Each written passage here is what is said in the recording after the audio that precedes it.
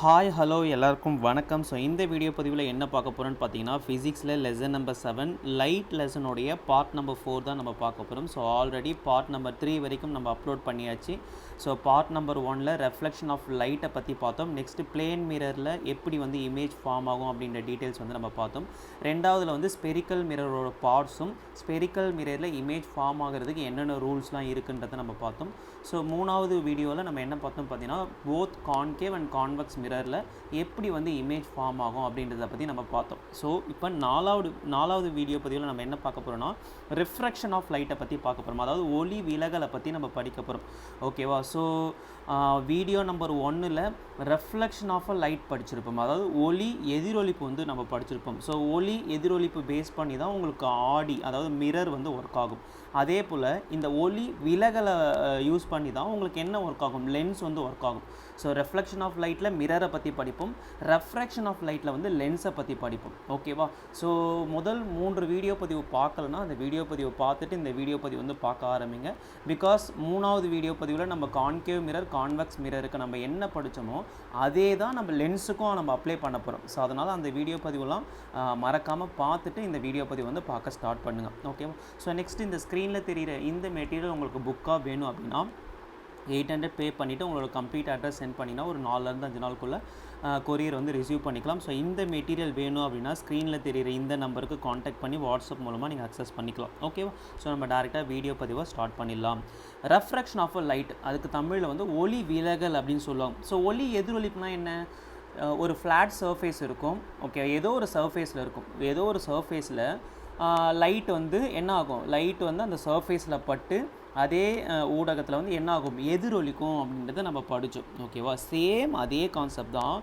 ஒளியானது ஒரு ஊடகத்தில் இருந்து மற்றொரு ஊடகத்திற்கு செல்லும்போது, அங்கே வந்து ஒரே ஊடகத்தில் நடந்துச்சு, இங்கே வந்து ஒளி வந்து டிரான்ஸ்பரண்ட்டாக, அதாவது ஒரு ஊடகத்திலேருந்து இன்னொரு ஊடகத்துக்குள்ளே போகும்போது என்ன ஆகும் பார்த்தீங்கன்னா, ஒளியானது ஸ்லைட்டாக டீவியேஷன் ஆகும், ஒளி விலகல் அடைகிறது. இதனை நாம் என்ன சொல்கிறோம், ஒளி விலகல் என்கிறோம். ஸோ கிளியராக புரியுதுங்களா? ஸோ ஒளி எதிரொலிப்பு என்ன அப்படின்னு பார்த்தீங்கன்னா, ஏதாச்சும் ஒரு சர்ஃபேஸில் லைட் என்பது பட்டுச்சு அப்படின்னா, ஓகேவா, அதாவது டிரான்ஸ்பரண்ட்டாக உள்ளே போகாமல் ஏதோ ஒரு சர்ஃபேஸில் லைட் என்பது படுது அப்படின்னா அதே சர்ஃபேஸில் வந்து ரெஃப்ளெக்ட் ஆகிடும். ஓகேவா? இதுக்கு பேர் தான் ரெஃப்ளெக்ஷன் ஆஃப் அ லைட். ஓகேவா? So refraction of a light என்னன்னு பார்த்தீங்கன்னா, ஒளி விலகல்னா என்னென்னு பார்த்தீங்கன்னா, ஒரு ஊடகத்திலிருந்து மற்றொரு ஊடகத்திற்கு வந்து ஒளி செல்லும்போது ஒளியானது விலகல் அடைகிறது அப்படின்னு சொல்லுவாங்க. லைட் ரே வந்து ஸ்லைட்டாக டீவியேட் ஆகும் அப்படின்னு சொல்கிறாங்க. இதுக்கு பேர் தான் ஒளி விலகல். ஓகேவா? ஸோ இப்போ இங்கே பாருங்கள், லைட் ரே வந்து ஒரு ஊடகத்துலேருந்து இப்படி வருதுங்க. ஓகே, ஒரு ஊடகத்துலேருந்து இப்படி வருது. ஓகேவா? ஸோ இந்த ஊடகத்தில் பட்டு என்னாகும், அதோட பாத் வந்து ஆக்சுவலாக இப்படி தான் போகணும். ஆனால் என்ன ஆகுது, ஸ்லைட்டாக டீவியேட் ஆகி இந்த மாதிரி வந்து போகுது. இதுக்கு பேர் தான் என்ன சொல்லுவாங்கன்னா ஒளி விலகல் அப்படின்னு சொல்லுவாங்க. ஓகேவா? ஸோ இப்போ நான் ஊடகம் ஊடகம் ஊடகம் அப்படின்னு சொல்கிறேன். அப்போ ஊடகம்னா என்ன அப்படின்னு பார்த்தீங்கன்னா, ஒளி ஊடுருவக்கூடிய பொருட்களை நம் ஊடகம் என்கிறோம். ஓகேவா? ஸோ மேக்ஸிமம் ஒளி வந்து ஊடுருவக்கூடிய ஊடகம் என்ன, மோஸ்ட் காமனான அந்த 3 ஊடகம் என்னென்னு பார்த்தீங்கன்னா, ஓகேவா, ஸோ சாலிடு, லிக்விடு, கேஸ்ன்னு நமக்கு தெரியுமா. பட் இங்கே நம்ம என்ன படிக்க போகிறோம் அப்படின்னு பார்த்தீங்கன்னா, 2 வகையாக படிக்க போகிறோம். ஒன்று வந்து ரேரர் மீடியம், இன்னொன்று வந்து டென்சர் மீடியம். அதாவது அடர் குறை ஊடகம், இன்னொன்று வந்து அடர் நிறை ஊடகம். ஓகே, நிறைய எல்லாத்துலேயுமே ஒளி வந்து, அதாவது நிறைய மெட்டீரியலில் வந்து ஒளி வந்து ஊடுருவும். ஓகேவா? பட் அது எல்லாத்தையுமே வந்து நம்ம 2 டைப்பாக தான் பிரிக்கிறோம். அந்த எல்லா மீடியத்தையுமே நம்ம 2 டைப்பாக பிரிக்கிறோம். ஒன்று வந்து அடர்த்தி குறைந்த ஊடகம் சொல்லுவாங்க, இல்லை அடர்குறை ஊடகம் சொல்லுவாங்க, ரேரர் மீடியம் சொல்லுவாங்க. இன்னொன்று வந்து அடர்த்தி மிகுந்த ஊடகம், அடர் மிகை. ஓகே, அடர் நிறை ஊடகம் அப்படின்னு சொல்லுவாங்க. அதாவது அடர்த்தி வந்து அந்த ஊடகத்தில் வந்து அதிகமாக இருக்கும், அடர் நிறை ஊடகம் அல்லது டென்சர் மீடியம் அப்படின்னு சொல்லுவாங்க. ஓகேவா? ஸோ ஊடகம்னா என்ன, லைட் ரே பாஸ் ஆகக்கூடிய மெட்டீரியலை தான், நம்ம சப்ஸ்டன்ஸை தான் நம்ம என்ன சொல்கிறோம், ஊடகம் அப்படின்னு நம்ம சொல்கிறோமா. ஸோ அந்த ஊடகத்தை 2 டைப் ஆஃப் பிரிக்கலாம். ஒன்று வந்து ரேரர் மீடியம், இன்னொன்று வந்து டென்சர் மீடியம். அடர் குறை ஊடகம், இன்னொன்று வந்து அடர் நிறை ஊடகம். ஓகேவா? இப்போது அடர் குறை ஊடகம் அப்படின்னா அதில் ஆப்டிக்கல் டென்சிட்டி என்பது, ஓகே, அதாவது ஒளி அடர்த்தி என்பது கம்மியாக இருக்குங்க. Simple concept. ஓகே, ஒரு அடர்குறை பேரில் என்ன இருக்குது, அடர்குறைன்னு இருக்குங்களா. அடர்குறை அப்படின்னா ஆப்டிக்கல் டென்சிட்டி, அந்த ஊடகத்தில் ஆப்டிக்கல் டென்சிட்டி அதாவது ஒளி அடர்த்தி என்பது எப்படி இருக்குமா, கம்மியாக இருக்குமா. எந்த இடத்துல உங்களுக்கு வந்து அடர்த்தி கம்மியாக இருக்கோ அந்த இடத்துல லைட்டோட ஸ்பீட் வந்து எப்படி இருக்குமா, அதிகமாக இருக்குமா. ஓகேவா. அப்போது ஆப்டிக்கல் டென்சிட்டியும் ஸ்பீட் ஆஃப் லைட்டும் எப்படின்னு பார்த்தீங்கன்னா இன்வர்ஸ்லி ப்ரொபோர்ஷ்னல். ஓகே, ஸோ கிளியராக புரிஞ்சுதுங்களா. ஓகேவா. ஸோ எந்த ஊடகத்தில் ஒளி அடர்த்தி வந்து கம்மியாக இருக்கோ, ஓகே, அதாவது ஒளி அடர்த்தி வந்து கம்மியாக இருக்கிறத வந்து அடர்குறை ஊடகம்னு சொல்லும். பேர்லேயே இருக்க பாருங்கள், அடர்குறை. அடர் நிறை அப்படின்னா அடர்த்தி வந்து அதிகமாக இருக்கக்கூடிய ஊடகத்தை வந்து நம்ம என்ன சொல்கிறோம், ஒளி அடர்த்தி. நான் இப்படி தான் சொல்லணும், ஆப்டிக்கல் டென்சிட்டி. ஒளி அடர்த்தி கம்மியாக இருக்கக்கூடிய ஊடகத்தை அடர்குறை ஊடகம்னு சொல்கிறோம். ஒளி அடர்த்தி அதிகமாக இருக்கக்கூடிய ஊடகத்தை அடர் நிறை ஊடகம்னு சொல்கிறோம். ஸோ எந்த இடத்துல அடர்த்தி கம்மியாக இருக்கோ அங்கே லைட்டோட ஸ்பீட் வந்து அதிகமாக இருக்கும். எங்கே வந்து அடர்த்தி ஜாஸ்தியாக இருக்கோ அங்கே ஸ்பீடோட லைட் வந்து ரொம்ப ரொம்ப கம்மியாக இருக்கும். ஓகே, ஸோ அதை தான் இந்த இடத்துல சொல்லியிருக்கும். எந்த ஊடகத்தில் ஒளி அடர்த்தி மிக குறைவாகவும் ஒளியின் வேகம் மிக அதிகமாகவும் இருக்கிறதோ அந்த ஊடகத்தை அடர்குறை ஊடகம் என்கிறோம். ஓகேவா. ஸோ அதாவது அடுத்தது இதை பாருங்களேன். எந்த ஊடகத்தில் ஒளி அடர்த்தி மிக அதிகமாகும், ஸோ ஒளி அடர்த்தி அதிகமாக இருந்துச்சு அப்படின்னா ஸ்பீட் ஆஃப் லைட் வந்து உங்களுக்கு எப்படி இருக்குமா, கம்மியாக தானே இருக்கும். ஸோ ஒளியின் வேகம் மிக குறைவாகவும் இருக்கிறதோ அந்த ஊடகத்தை அடர் நிறை ஊடகம் அப்படின்னு நம்ம சொல்கிறோம். ஓகேவா.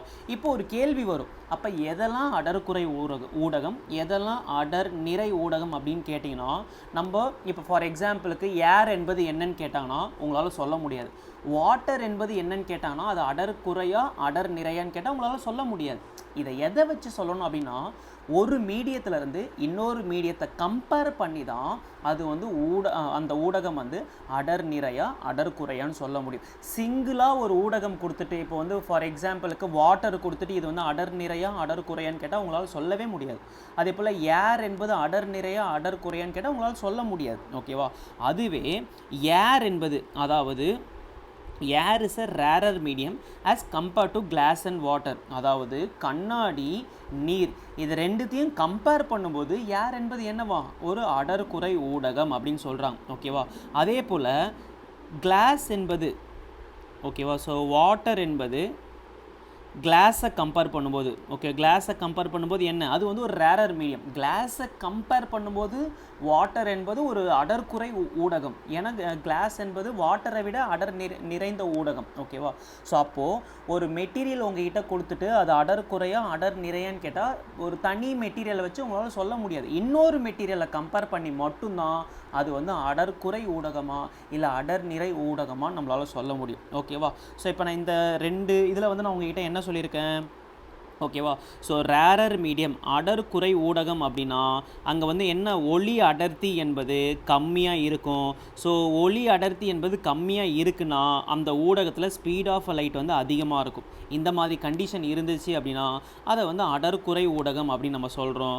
அதே போல் எந்த ஊடகத்தில் வந்து ஆப்டிக்கல் டென்சிட்டி அதிகமாக இருக்கோ அதை டென்சர் மீடியம் அடர் நிறை ஊடகம்னு சொல்கிறேன்.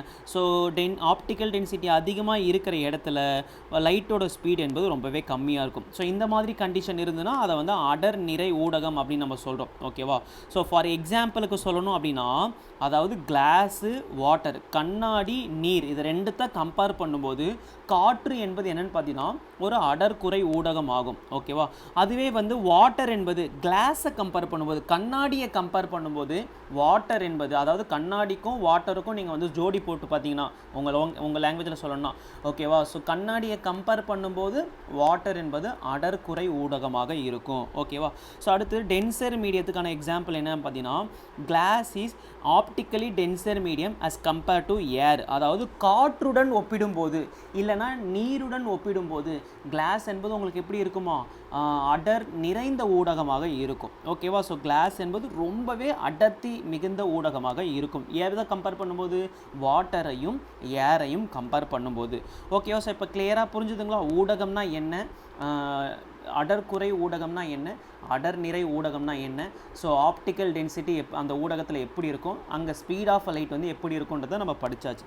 இப்போ அடுத்தது எப்பயுமே ஒளி விலகல் என்பது எப்படி நடக்கும் அப்படின்னு பார்த்துக்கோங்க, ஓகேவா? அதாவது ஒளியானது ஒரு ஊடகத்திலிருந்து மற்றொரு ஊடகத்துக்கு செல்லும்போது விலகல் அடைகின்ற கதிரானது, நான் என்ன சொன்னேன், ஒளி விலகல் என்பது ஒரு ஊடகத்திலிருந்து மற்றொரு ஊடகத்துக்கு வந்து லைட்டு ட்ராவல் ஆகும்போது ஸ்லைட்டாக வந்து டீவியேஷன் ஆகும்னு சொன்னேன்.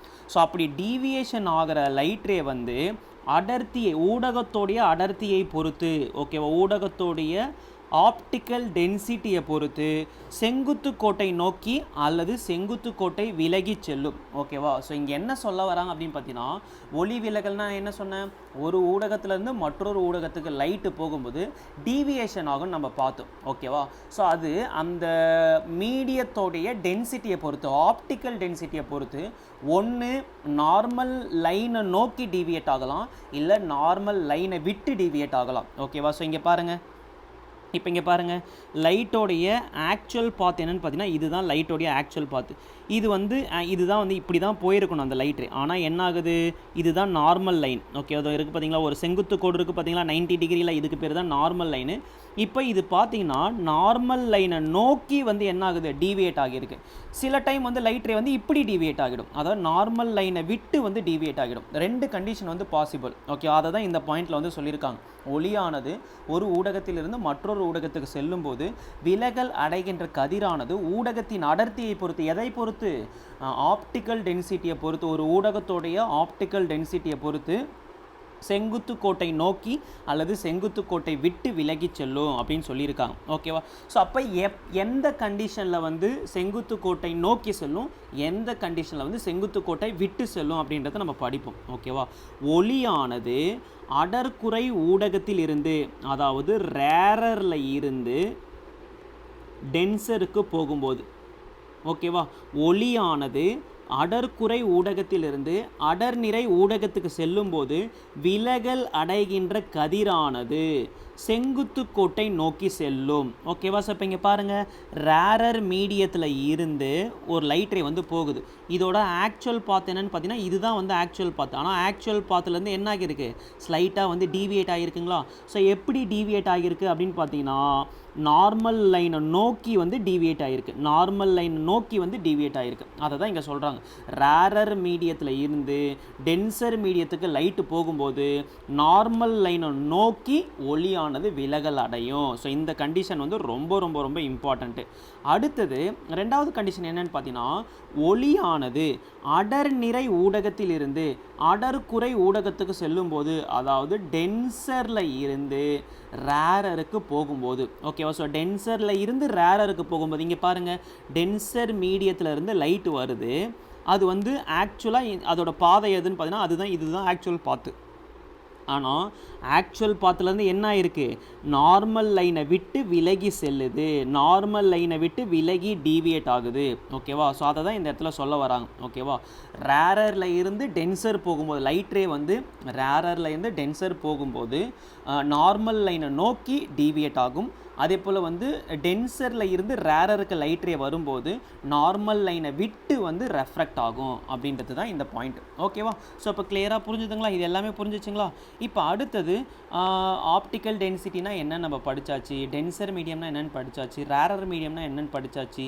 ஸோ டென்சர் மீடியத்துலேருந்து ரேரருக்கு போகும்போது என்ன ஆகும், ரேரர்லேருந்து டென்சருக்கு போகும்போது அந்த லைட் ரே வந்து எப்படி ரெஃப்ராக்ட் ஆகுன்றதுலாம் நம்ம படித்தாச்சு. இப்போ அடுத்தது முக்கியமான டெக்னிக்கல் பாயிண்ட் என்னன்னு பார்த்தீங்கன்னா, refractive index of a medium, ஒரு ஊடகத்தோடைய ஒளி விலகல் எண் அப்படின்னு சொல்லுவாங்க, ஓகேவா? அதாவது எல்லா ஊடகத்துக்குமே என்ன இருக்கும், எல்லா ஊடகத்துக்குமே வந்து ஒரு ரெஃப்ராக்டிவ் இண்டெக்ஸ்னு ஒன்று இருக்குங்க. அதாவது ஒளி விலகல் எண் என்பது அது வந்து ஒரு குறியீடு மாதிரி, ஒரு ஃபிசிக்கலாக அது வந்து ஒரு குறியீடு மாதிரி, ஓகேவா? வாட்டருக்கு வந்து இவ்வளோ இருக்கும், ஏரோடைய ரெஃப்ராக்டிவ் இண்டெக்ஸ் வந்து 1, வாட்டருடைய ரெஃப்ராக்டிவ் இண்டெக்ஸ் வந்து 1.33, கிளாஸோடைய ரெஃப்ராக்டிவ் இண்டெக்ஸ் என்ன பார்த்தீங்கன்னா 1.5. இந்த மாதிரி ஒவ்வொரு ஸ்டாண்டர்டான மெட்டீரியலுக்கும் ஒரு ரெஃப்ராக்டிவ் இண்டெக்ஸ் வந்து இருக்குது, ஓகேவா? ஸோ ரெஃப்ராக்டிவ் இண்டெக்ஸ் கண்டுபிடிக்கிறதுக்கும் ஃபார்முலா இருக்குது, அது எல்லாமே நம்ம பார்க்கலாம் ஒன் பை ஒன்னாக. இப்போது ஊடகத்தோடைய ஒளி விலகல் எண் என்பது ஒரு ஊடகத்தில் ஒளியானது எவ்வளவு வேகம் பயணம் செய்கிறது என்பதை குறிக்கிறது. அதாவது ஒரு ஊடகத்தில் ஒரு லைட்டானது எவ்வளோ ஃபாஸ்ட்டாக ட்ராவல் ஆகுது, இதை குறிக்கிறது தான் என்னென்னு பார்த்தீங்கன்னா அந்த ஊடகத்தோடைய ஒளி விலகல் எண். ஓகேவா? ஸோ இந்த ஒளி விலகல் எண் என்பது எப்படி இருக்குன்னு பார்த்தீங்கன்னா, அதாவது ரெஃப்ராக்டிவ் இண்டெக்ஸ் என்பது டைரக்ட்லி ப்ரொபோர்ஷனல் டு தி, ஓகேவா? So directly proportional to the optical density. ஓகேவா? அதாவது ஒரு ஊடகத்தோடைய ஒளி அடர்த்தி என்பது அதிகமாக இருந்துச்சுன்னா அந்த ஊடகத்தோடைய ரெஃப்ராக்டிவ் இண்டெக்ஸ் ஒளி விலகல் எண் என்பது அதிகமாக இருக்கும். ஓகேவா? ஆப்டிக்கல் டென்சிட்டி என்பது inversely proportional to speed of லைட்டுன்னு நம்ம பார்த்தோமா? ஸ்பீட் ஆஃப் லைட்டுன்னு பார்த்தோமா? அதாவது ஆப்டிக்கல் டென்சிட்டி எந்த ஊடகத்துக்கு அதிகமாக இருக்கோ அங்கே ஸ்பீட் ஆஃப் லைட் வந்து அந்த இடத்துல லைட்டோட ஸ்பீட் என்பது கம்மியாக இருக்குன்னு பார்த்தோம். அப்போது இது ரெண்டும் டைரக்ட்லி ப்ரொபோர்ஷனல் அப்படின்னா refractive index inversely proportional to the speed of light. அதாவது ஒரு ஊடகத்தில் ஸ்பீட் ஆஃப் லைட் வந்து அதிகமாக இருந்துச்சு அப்படின்னா ரெஃப்ராக்டிவ் இண்டெக்ஸ் வந்து கம்மியாக இருக்கும் அந்த ஊடகத்துக்கு. ஒரு ஊடகத்துடைய ரெஃப்ராக்டிவ் இண்டெக்ஸ் அதிகமாக இருக்குன்னா அந்த இடத்துல வந்து அந்த ஊடகத்தில் லைட்டோட ஸ்பீட் என்பது கம்மியாக இருக்கும். ஓகேவா? ஸோ கிளியராக நான் என்ன சொல்ல வரேன்றது புரியுதுங்களா? இதுக்கு முன்னாடி என்ன பார்த்தோம் அப்படின்னு பார்த்தீங்கன்னா டென்சர் மீடியம், ரேரர் மீடியம். அதை எப்படி சொல்லுவீங்க? ஒரு மீடியத்தோடைய ஆப்டிக்கல் டென்சிட்டி அதிகமாக இருக்குது அப்படின்னா அது வந்து அடர் நிறை ஊடகம். ஒரு மீடியத்தோடைய ஆப்டிக்கல் டென்சிட்டி கம்மியாக இருக்குன்னா அது அடர் குறை ஊடகம். ஸோ ஆப்டிக்கல் டென்சிட்டி அதிகமாக இருந்துச்சுன்னா அங்கே வந்து லைட்டோட ஸ்பீடு வந்து கம்மியாக இருக்கும். ஆப்டிக்கல் டென்சிட்டி கம்மியாக இருந்ததுன்னா அங்கே லைட்டோட ஸ்பீடு வந்து அதிகமாக இருக்கும். சேம் அதே போல் refractive index of a medium அப்படின்னா ஒரு ஊடகத்தில் லைட் எவ்வளோ ஃபாஸ்ட்டாக ட்ராவல் ஆகுது அப்படின்றத குறிக்கிறது தான் இந்த ஒளி விலகல் எண். ஓகேவா? இந்த ஒளி விலகல் எண்ணானது directly proportional to the optical density. ஒளி அடர்த்தியை டைரக்ட்லி ப்ரொபோர்ஷனல் பண்ணியிருக்கோம். அதாவது ஒரு ஊடகத்தோடைய அப்போ இதுக்கு மீனிங் என்ன? அடர் நிறைந்த ஊடகம் இருக்குது பார்த்தீங்களா? அங்கே வந்து ரெஃப்ராக்டிவ் இண்டெக்ஸ் என்பது அதிகமாக இருக்கும். ஓகே, அடர் குறைந்த ஊடகம் இருக்குது பார்த்தீங்களா? ஆப்டிக்கல் டென்சிட்டி கம்மியாக இருக்கக்கூடிய ஊடகம் இருக்குது பார்த்தீங்களா? அங்கே ரெஃப்ராக்டிவ் இண்டெக்ஸ் என்பது கம்மியாக இருக்கும். ஓகேவா? ஸோ ரெஃப்ராக்டிவ் இண்டெக்ஸ் என்பது inversely proportional to the speed of a light. ஓகேவா? எந்த ஊடகத்துக்கு வந்து ரெஃப்ராக்டிவ் இண்டெக்ஸ் அதிகமாக இருக்கோ அங்கே லைட்டோட ஸ்பீட் என்பது கம்மியாக இருக்கும். எந்த ஊடகத்தோடைய ரெஃப்ராக்டிவ் இண்டெக்ஸ் அதிகமாக இருக்கோ அங்கே லைட்டோட ஸ்பீட் வந்து கம்மியாக இருக்கும். ஓகேவா? ஸோ இந்த பாயிண்ட் எல்லாமே கிளியராக படித்து வச்சுக்கோங்க. மாற்றி உங்களை கன்ஃபியூஸ் பண்ணுற மாதிரி 1 மார்க் கேட்பாங்க. அதனால் கிளியராக இந்த பாயிண்ட்டை மட்டும் பார்த்து வச்சுக்கோங்க. ஓகேவா? So optical density directly proportional to the refractive index.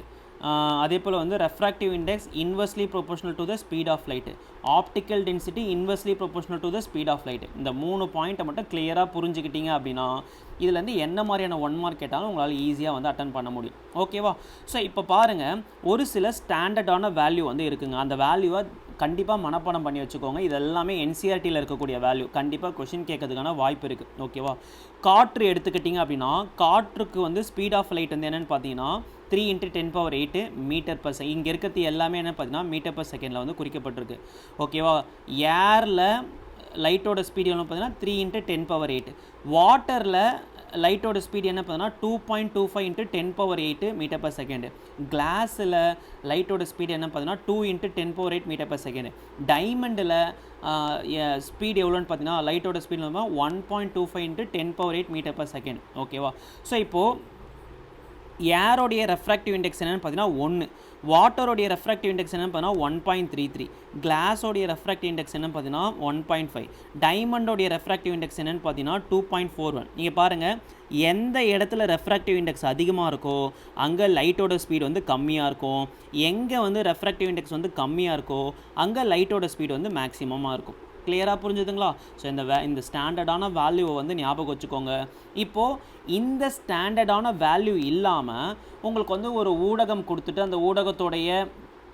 அந்த ஊடகத்தில் லைட்டோட ஸ்பீடு கொடுத்துட்டு ரெஃப்ராக்டிவ் இண்டெக்ஸ் கேட்குறாங்க அப்படின்னா நம்ம ஈஸியாக வந்து கண்டுபிடிக்கலாங்க. ஒரு ஃபார்முலா பயன்படுத்தி கண்டுபிடிக்கலாம். ஒரு மீடியத்தோடைய ஒரு ஊடகத்தோடைய இது வந்து அதாவது ஏரு, வாட்டரு, கிளாஸு, டைமண்ட் இது இல்லாமல் வேறு ஏதாச்சும் ஒரு ஊடகம் கொடுத்துட்டு அந்த ஊடகத்துடைய ரெஃப்ராக்டிவ் இண்டெக்ஸ் கேட்டாங்கன்னா அதுக்கு வந்து ஒரு ஃபார்முலா இருக்குது. என்ன ஃபார்முலா அப்படின்னு பார்த்தீங்கன்னா speed of a light in vacuum. இது வந்து ஸ்டாண்டர்டான வேல்யூங்க. 3 × 10⁸ மீட்டர்/செகண்ட். அதாவது வேக்யூமில் வெற்றிடத்தில் லைட்டோட ஸ்பீடு டிவைடட் பை எந்த மீடியத்தோட ரெஃப்ராக்டிவ் இண்டெக்ஸ் கேட்குறாங்களோ அந்த மீடியத்தோட ஸ்பீட் ஆஃப் லைட். ஃபார் எக்ஸாம்பிளுக்கு உங்களுக்கு வந்து வேறு ஏதாச்சும் கேட்குறாங்க, அதாவது ஏரு, வாட்டரு, கிளாஸு, டைமண்ட் இல்லாமல் இன்னொன்று வேறு ஏதாச்சும் கேட்குறாங்க அப்படின்னா அந்த ஊடகத்தில் லைட்டோட ஸ்பீடு எவ்வளோ இது வந்து கொடுப்பாங்க. ஸோ இந்த வேல்யூ வந்து கொடுப்பாங்க. இது ரெண்டுத்தையும் டிவைட் பண்ணி நீங்கள் என்ன கண்டுபிடிக்கணும், அந்த மீடியத்தோட ரெஃப்ராக்டிவ் இண்டெக்ஸ் வந்து கண்டுபிடிக்கணும். ஓகேவா? ஸோ கிளியராக புரிஞ்சுதுங்களா? ஜஸ்ட்டு அதாவது காற்று அல்லது வெற்றிடத்தை பொறுத்து ஏதேனும் ஒரு ஊடகத்துடைய ஒளி விலகல் எண் வந்து கேட்டாங்க அப்படின்னா, அதாவது ஜஸ்ட்டு உங்ககிட்ட வந்து வித் ரெஸ்பெக்ட் டு ஏரு இல்லை வித் ரெஸ்பெக்ட் டு வேக்கம் இல்லை எதுவுமே சொல்லலை, refractive index of a medium, just refractive index of a medium வந்து கண்டுபிடிங்க, அந்த மீடியத்தில் ஸ்பீட் ஆஃப் லைட் வந்து இவ்வளோ இருக்குது அப்படின்னு சொல்லிட்டாங்கன்னா நீங்கள் என்ன பண்ணிக்கணும், அந்த வேக்யூமில் ஸ்பீடோட லைட்டை வந்து நீங்கள் கன்சிடர் பண்ணிக்கணும். இல்லை ஏரில் ஸ்பீடோட லைட் வந்து எவ்வளோங்க, அதுவும் 3 × 10⁸ மீட்டர்/செகண்ட் தான். ஓகேவா? வேக்யூம்லேயும் 3 × 10⁸ மீட்டர்/செகண்ட் தான். அது போல் ஏர்லேயுமே வந்து லைட்டோட ஸ்பீடு வந்து 3 × 10⁸ மீட்டர்/செகண்ட் தான். ஓகேவா? இப்போது calculate the refractive index of a medium of medium 1 with respect to medium 2. அதாவது ரெண்டாவது மீடியத்தை பொறுத்து இங்கே 2 மீடியம் வந்து கொடுத்துருப்பாங்க. ஓகேவா? 2 மீடியம் சொல்லிவிட்டு, அதாவது இரண்டாவது மீடியத்தை பொறுத்து முதல் மீடியத்தோட இரண்டாவது ஊடகத்தை பொறுத்து முதல் ஊடகத்தின் ஒளி விலகல் எண் அப்படின்னு கேட்டாங்கன்னா ரொம்ப சிம்பிளுங்க. இதுக்கு ஃபார்முலா என்னென்னு பார்த்தீங்கன்னா, அதாவது refractive index of a medium 1 with respect to medium 2. இரண்டாவது ஊடகத்தை இந்த 2 ஊடகத்துக்குமே என்ன பண்ணியிருப்பாங்க, ஸ்பீட் ஆஃப் லைட் வந்து மென்ஷன் பண்ணியிருப்பாங்க. ஓகேவா? ஆனால் கொஷின் எப்படி கேட்பாங்க பார்த்தீங்கன்னா, இரண்டாவது ஊடகத்தை பொறுத்து முதல் ஊடகத்திற்கான ஒளி விலகல் எண் என்னன்னு கேட்பாங்க. அப்போ அதுக்கு ஃபார்முலா என்னன்னு பார்த்தீங்கன்னா, இரண்டாவது ஊடகத்தில் லைட்டோட ஸ்பீடு டிவைட் பை முதல் ஊடகத்தில் லைட்டோட ஸ்பீடு, ரெண்டுத்தையும் டிவைட் பண்ணிங்கன்னா உங்களுக்கு வந்து முதல் ஊடகத்தோடைய refractive index when compare to இரண்டாவது ஊடகம் அது வந்து உங்களுக்கு கிடைச்சிடும். அதே போல் முதல் ஊடகத்தை பொறுத்து இரண்டாவது ஊடகத்தோடைய ரெஃப்ராக்டிவ் இண்டெக்ஸ் கேட்டாங்கன்னா அதுக்கும் சேம் இதே ஃபார்முலா தான். முதல் ஊடகத்தில் லைட்டோட ஸ்பீடு டிவைடட் பை இரண்டாவது ஊடகத்தில் லைட்டோட ஸ்பீடு. ஓகேவா? ஸோ இந்த 3 ஃபார்முலாவையும் படித்து வச்சுக்கோம். ஏரு அல்லது வேக்யூம், காற்று அல்லது வெற்றிடத்தை பொறுத்து ஒரு ஊடகத்தோடைய ரெஃப்ராக்டிவ் இண்டெக்ஸ் கேட்குறாங்க அப்படின்னா speed of a light in air or vacuum divide by speed of that medium. Okay, speed of a light in that medium, அந்த மீடியமில் லைட்டோட ஸ்பீட் எவ்வளோ அது ரெண்டுத்தையும் டிவைட் பண்ண ஆன்சர் கிடச்சிடும். ஓகேவா? அடுத்தது மீடியம் 2 பொறுத்து மீடியம் 1 ரெஃப்ராக்டிவ் இண்டெக்ஸ், மீடியம் 1 பொறுத்து மீடியம் 2 ரெஃப்ராக்டிவ் இண்டெக்ஸ். ஓகேவா? ஸோ இந்த ஃபார்முலாவை பார்த்து வச்சுக்கோங்க. கண்டிப்பாக ப்ராப்ளம்ஸ் வந்து கேட்குறதுக்கான சான்சஸ் வந்து அதிகமாக இருக்குது. ஓகேவா? ஓகே. ஸோ அடுத்தது law of refraction of a light. Okay, ஒளி விலகல் விதி. இப்போது முதல் லெசனில் வந்து ரெஃப்ளெக்ஷன் ஆஃப் அ லைட்டு படித்தோம். ஸோ அங்கே வந்து ஒளி எதிரொலிப்பு விதி வந்து நம்ம படித்தோம். சேம் அதே போல் ஒளியானது விலகல் அடையணும் அப்படின்னா ஒரு சில லாலாம் இருக்குங்க, ஒரு சில விதிலாம் இருக்குது. அது என்ன விதி அப்படின்னு பார்த்தீங்கன்னா, இன்சிடென்ட் ரே, அடுத்தது டீவியேஷன் அடைந்த அந்த ரிஃப்ராக்டட் ரே, அதுக்கப்புறம் செங்குத்து கோடு ஆகிய 3ம் ஒரே தளத்தில் அமைய வேண்டும். இது எல்லாமே உங்களுக்கு எந்த தளத்தில், ஒரே பிளேனில் தாங்க அமையணும். இது எல்லாமே, அதாவது 2 மீடியம் இருந்தாலும் இது எல்லாமே உங்களுக்கு எதில் அமையணும், இது எல்லாமே வந்து ஒரே மீடியமில் தான் வந்து, அதாவது ஒரே பிளேனில் தான் அமையணும். ஓகேவா? இன்சிடென்ட் ரே, ரிஃப்ராக்டட் ரே, நார்மல் லைன், இது 3மே ஆல் ஆர் லை இன் அ சேம் பிளேன். அடுத்தது ரெண்டாவது லா என்னன்னு பார்த்தீங்கன்னா, ஸ்னெல் லாவை வந்து பூர்த்தி செய்யணுங்க.